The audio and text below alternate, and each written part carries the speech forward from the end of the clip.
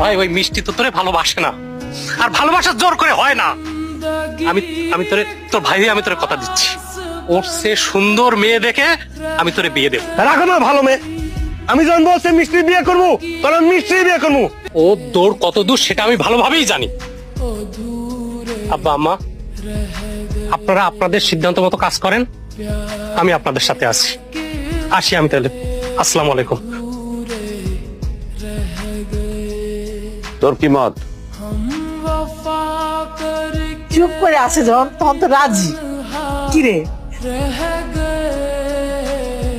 ভাইজান এখন কি করবা? তোরা যেটা ভালো মনে করিস কর, আমার কোনো আপত্তি নাই। ভাইজান, মেয়েটা তো আমাকেই, আমরাই মানুষ করছি।